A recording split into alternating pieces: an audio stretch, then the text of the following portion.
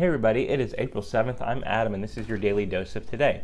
Yesterday I posted to my Instagram and Facebook story two pictures of the 5Ks I ran this week while I've been on vacation.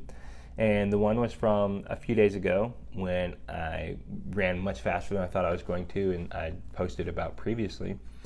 And then one was from just yesterday.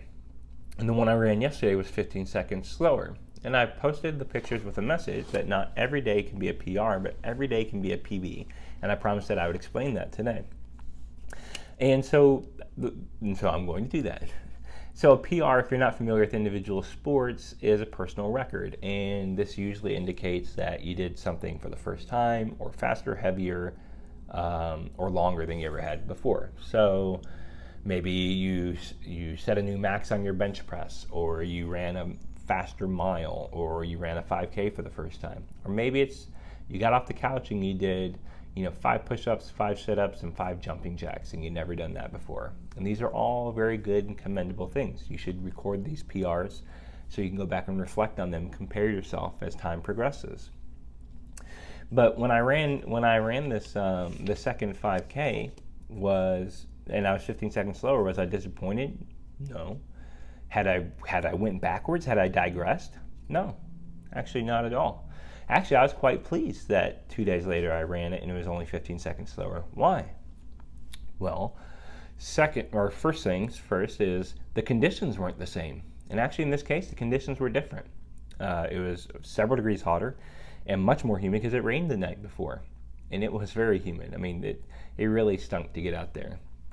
So I had that going against me. But then also, I just respect my ability as an older athlete now or I guess using the term athlete loosely, but as an older runner now, that my body doesn't bounce back like it would have when I was much younger. So I knew that when it came time to it, that my body would be fatigued, and I would struggle with fatigue to hold a hard pace for all 5K.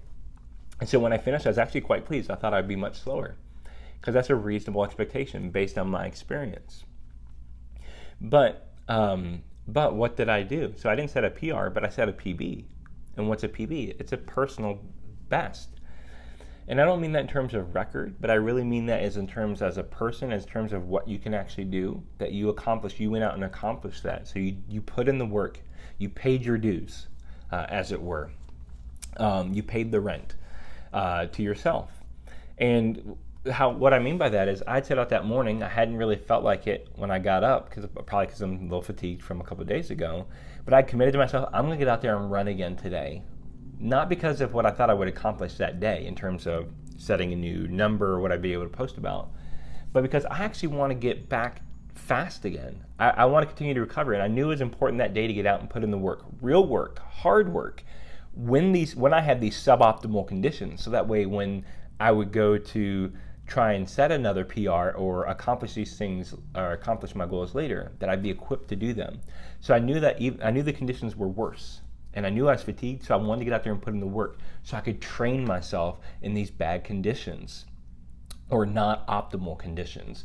So that way when it would come time for me to do work in the optimal conditions, that I'd be conditioned, and I'd be ready to do that work, and I'd be mentally sound to do that.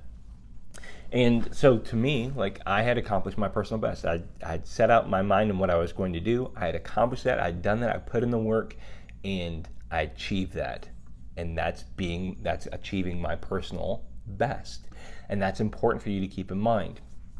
And when I think about these things, a lot of things I actually want to say about this, but I don't want to go turn this into another 2-part session again.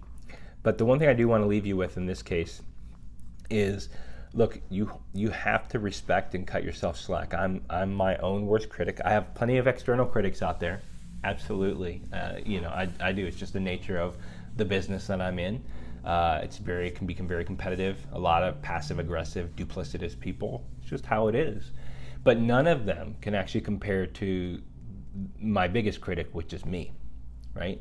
And actually that's a shame. I shouldn't really be my own biggest critic, but this is just me being honest here.